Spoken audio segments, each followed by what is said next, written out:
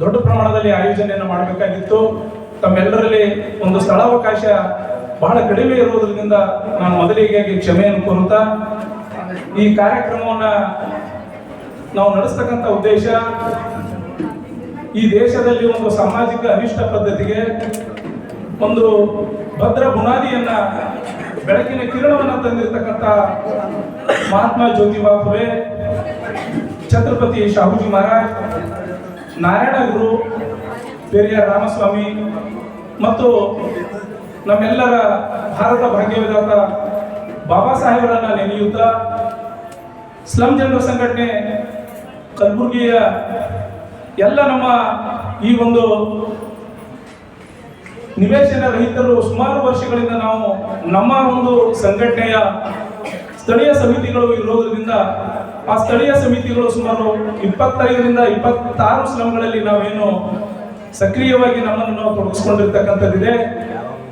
ಈ ಒಂದು ಕಾರ್ಯಕ್ರಮದಲ್ಲಿ ಅವರು ನಮ್ಮ ವ್ಯಾಪ್ತಿಯಲ್ಲಿ ಇರ್ತಕ್ಕಂಥ ಸುಮಾರು ಜನ ಪೌರ ಕಾರ್ಮಿಕರು, ಯಾಕಂದ್ರೆ ಇದು ಮಹಾನಗರ ಪಾಲಿಕೆಯ ಸಹೋದರಿಯರು ಪೂಜ್ಯ ಮಹಾಪೌರರು ಆಗಮಿಸಿರುವುದರಿಂದ ಅವರ ಗಮನಕ್ಕೆ ಒಂಚೂರು ವಿಷಯಗಳನ್ನ ನನ್ನ ಪ್ರಾಸ್ತಾವಿಕ ನುಡಿಗಳಲ್ಲಿ ಒಂದು 2-3 ಹೇಳಿ ನನ್ನ ಮಾತುಗಳನ್ನು ಮುಗಿಸ್ಲಿಕ್ಕೆ ಪ್ರಯತ್ನ ಮಾಡ್ತೀನಿ. ಬಂಧುಗಳೇ, ಈ ಒಂದು ಕಾರ್ಯಕ್ರಮವನ್ನ ನಗರದಲ್ಲಿ ಇರ್ತಕ್ಕಂಥ ಸುಮಾರು 30ರಿಂದ 40 ವರ್ಷ, 40ರಿಂದ 50 ವರ್ಷ ಆದರೂ ಸಹಿತ ಸ್ವಂತ ಭೂಮಿಯನ್ನ, ಸ್ವಂತ ಮನೆಯನ್ನ ಹೊಂದಿರದೇ ಇರತಕ್ಕಂಥ ಸುಮಾರು ಜನರು, ಸುಮಾರು ಕುಟುಂಬಗಳು ನಮ್ಮ ಕಲಬುರಗಿ ನಗರದಲ್ಲಿ ವಾಸ ಮಾಡ್ತಾ ಇವೆ.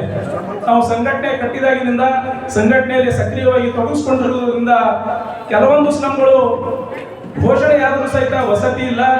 ಆದರೆ ಘೋಷಣೆಯಾದರೂ ಸಹಿತ ವಸತಿ ಇಲ್ಲ ಅನ್ನೋದು ಅಷ್ಟೇ ಅಲ್ಲ, ಸರಿಯಾದ ರೀತಿಯಲ್ಲಿ ಅವುಗಳನ್ನ ಕೆಲಸ ಕಾರ್ಯಗಳು ಸಹಿತ ನಡೆದೇ ಇರತಕ್ಕಂಥದ್ದು.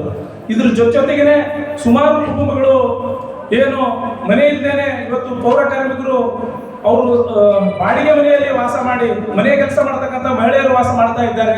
ಅದ್ರ ಜೊತೆಗೆ ಇನ್ನುಳಿದಿರ್ತಕ್ಕಂಥ ಸ್ಲಂಗಳಲ್ಲಿ ಯಾರು ಇರದೇ ಇರತಕ್ಕಂಥ ಸುಮಾರು ಸಾವಿರಾರು ಮನೆಗಳು ಇವತ್ತು ಸರ್ಕಾರ ಕಟ್ಟಿ ಅವು ಪಾಳ ಗೊಂಪೆಗಳಾಗಿ ಇವತ್ತು ನಂತರದಲ್ಲಿ ನಾವು ನೋಡ್ತಾ ಇದ್ದೀವಿ. ಬಂಧುಗಳೇ, ನಮ್ಮ ಸಂಘಟನೆಯ ಹೋರಾಟದ ಪ್ರತಿಫಲವಾಗಿ ಮಾನ್ಯ ಖರ್ಗೆ ಸಾಹೇಬರು ಕೇಂದ್ರ ಸಚಿವರಾಗಿರ್ತಕ್ಕಂಥ ಸಂದರ್ಭದಲ್ಲಿ ಅವತ್ತಿನ ಮನಮೋಹನ್ ಸಿಂಗ್ ಸರ್ಕಾರ ಜಾರಿಗೆ ತಂದಿರತಕ್ಕಂಥ ರಾಜೀವ್ ಆವಾಸ್ ಯೋಜನೆಯಲ್ಲಿ 1022-32 ಮನೆಗಳು ಮಂಜೂರಾಗಿರ್ತಕ್ಕಂಥದ್ದು.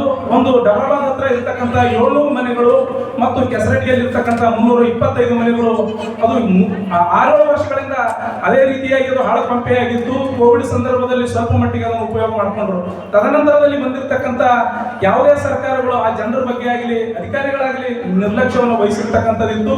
ಆದ್ರೆ ಇತ್ತೀಚೆಗೆ ಕೊಳಗೇರಿ ಅಭಿವೃದ್ಧಿ ಮಂಡಳಿಯ ಅಧಿಕಾರಿಗಳ ಸ್ವಲ್ಪ ಅವರು ಮಾಡಿರ್ತಕ್ಕಂಥ ಪ್ರಯತ್ನದ ಫಲವಾಗಿ ಮತ್ತು ಮಾನ್ಯ ಜಿಲ್ಲಾಧಿಕಾರಿಗಳು ಕಲಬುರಗಿ ಅವರು ಮುತುವರ್ಜಿಯನ್ನು ವಹಿಸಿ ಸುಮಾರು 325 ಜನರಿಗೆ ಇವತ್ತು ಕೆಸರಟ್ಟಿಗೆ ಹತ್ತಿರ ಹಕ್ಕುಪತ್ರ ಕೊಡ್ತಕ್ಕಂಥ ಕೆಲಸ ಇವತ್ತು ನಡೀತಾ ಇದೆ. ಬಂಧುಗಳೇ, ಮಾನ್ಯ ಉಸ್ತುವಾರಿ ಸಚಿವರು ಕಳೆದ ವಾರ ಬರಬೇಕಾಗಿತ್ತು. ಬಂದಂತ ಸಂದರ್ಭದಲ್ಲಿ ಅವರಿಗೆ ಹಕ್ಕುಪತ್ರಗಳನ್ನು ವಿತರಣೆ ಕಾರ್ಯಕ್ರಮ ಮಾಡಬೇಕಾಗಿತ್ತು. ಆದರೆ ಅವರು ಹೊರತಾಗಿಯೂ ಸಹಿತ ಸುಮಾರು ದಿನಗಳಿಂದ ಇವತ್ತು ಘೋಷಣೆ ಆಗದೇ ಇರತಕ್ಕಂಥ ಸ್ಲಂಗಳನ್ನು ನಾವು ಕಲಬುರಗಿಯಲ್ಲಿ 9 ಸ್ಲಂಗಳಿವೆ. ಯಾವತ್ತಿನ ದಿನ ನಾವು ಇವತ್ತೇನೋ ಎಲ್ಲ ಅಧಿಕಾರಿಗಳಾಗಲಿ ಮಿನಿಸ್ಟರ್ಗಳಾಗಲಿ ಉಸ್ತುವಾರಿ ಸಚಿವರು ಯಾರೇ ಬಂದರೂ ಸಹಿತ ಹೈವಂಶಾಹಿ ನೋಡ್ತೀವಿ, ಪಕ್ಕದಲ್ಲಿ ಇರ್ತಕ್ಕಂಥ ಗುಲಾಬವಾಡಿ ಇರ್ತಕ್ಕಂಥ ಪಳಚೆ ಪ್ರದೇಶವನ್ನು ನೋಡ್ಲಿಕ್ಕೆ ನಮ್ಗೆ ಯಾರಿಗೆ ಕಣ್ಣಿಗೆ ಕಾಣ್ತಲ್ಲ. ಇವತ್ತಿಗೂ ಅದೇ ಸ್ಥಿತಿಯಲ್ಲಿದ್ದಾರೆ ಜನರು. ಎಲ್ಲ ದಿನನಿತ್ಯ ಕೂಲಿ ಕೆಲಸ ಮಾಡ್ತಕ್ಕಂಥವ್ರು, ಅಸಂಘಟಿತ ವಲಯದಲ್ಲಿ ಕೆಲಸ ಮಾಡ್ತಕ್ಕಂಥ ಜನರು. ಇಲ್ಲಿ ಪಕ್ಕದಲ್ಲೇ ಕೋರ್ಟ್ ಪಕ್ಕದಲ್ಲೇ ಇರ್ತಕ್ಕಂಥ ಇಂದಿರಾನಗರ ಅಂತ ಸ್ಲಮ್ ಇದೆ. ಡಿಕ್ಲರೇಷನ್ ಆಗಿ 30ರಿಂದ 35 ವರ್ಷ ಆಗ್ತಾ ಇದೆ. ಆದರೆ ಅದು ಖಾಸಗಿ ವಲಯದಲ್ಲಿದೆ, ಖಾಸಗಿ ಭೂಮಿಯಲ್ಲಿದೆ ಅಂತಕ್ಕಂಥದನ್ನ ಹೇಳಿ ಅವರಿಗೆ ಹಕ್ಕುಪತ್ರಗಳನ್ನು ವಿತರಣೆ ಮಾಡದೇ ಇರ್ತಕ್ಕಂಥದನ್ನ ನಾವು ಕಣ್ಣಾರೆ ಕಾಣ್ತಾ ಇದ್ದೀವಿ. ಬಂಧುಗಳೇ, ಇದ್ರ ಹೊರತಾಗಿ ಅಲ್ಲಿ ಇಲ್ಲಿ ಜೀವನವನ್ನ ಮನೆ ಕೆಲಸ ಮಾಡ್ತಕ್ಕಂಥವ್ರು, ಅಲ್ವಾರಿ ಸಮುದಾಯದವರು ಬೀದಿಯಲ್ಲಿ ಏನು ಗುಡಿಸಲು ಹಾಕೊಂಡಿ ಟೆಂಟ್ಗಳಲ್ಲಿ ಇರ್ತಕ್ಕಂಥ ಪರಿಸ್ಥಿತಿ ನಾವು ಸುಮಾರು ಸ್ಲಂಗಳಲ್ಲಿ ನೋಡ್ತಾ ಇದ್ದೀವಿ. ಯಾಕಂತಂದ್ರೆ ಅವರೆಲ್ಲರಿಗೂ ಸಹಿತ ಒಂದು ಮನೆಯನ್ನು ಸಿಗಬೇಕು, ಸುಂದರವಾದ ಬದುಕನ್ನು ಕಟ್ಟಬೇಕು ಅಂತಕ್ಕಂಥ ಉದ್ದೇಶದಿಂದಲೇ ನಾವು ಕಲಬುರಗಿ ನಗರದಲ್ಲಿ ಸುಮಾರು 400ಕ್ಕೂ ಹೆಚ್ಚು ಜನರು ನಮ್ಮ ಏನು ಸಹೋದರಿಯರಿದ್ದಾರೆ, ಗುಂಡಮ್ಮಕ್ಕವರು ಇದ್ದಾರೆ, ಶಾರದಾಬಾಯಿ ಅವರಿದ್ದಾರೆ, ಸಹೋದರಿ ಸುಮುಬಾಯಿ ಅವರಿದ್ದಾರೆ.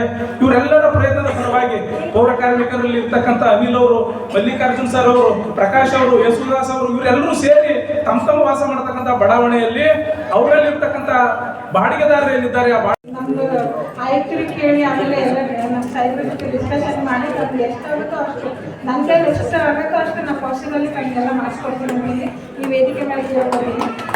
ಸಾಹಿತ್ಯ ಏನು ಜಾಗದಲ್ಲಿ ನಿಂತೀನಿ ಅಂತಂದ್ರೆ ಒಂದು ಬಾಬಾ ಸಾಹೇಬ್ ಅಂಬೇಡ್ಕರ್ ಅವ್ರಿಗೋಸ್ಕರ, ಆಮೇಲೆ ಮತ್ತೆ ಸಾವಿತ್ರಿಬಾಯಿ ಫುಲೆ ಅವರು ನಮ್ಗೆ ಅಕ್ಷರಾಭ್ಯಾಸ ಕಲಿಸ್ಕೊಟ್ಟಿದ್ದೀವಿ ಅಂತಂದ್ರೆ ಇವತ್ತು ಈ ಸ್ಟೇಜ್ ಮೇಲೆ ನಿಂತು ಹಿಂಗೆ ಮೈಕ್ ಹಿಡಿದು ಮಾತಾಡೋಕೆ ಸಾಧ್ಯನೇ ಆಗ್ತಾ ಇರಲಿಲ್ಲ.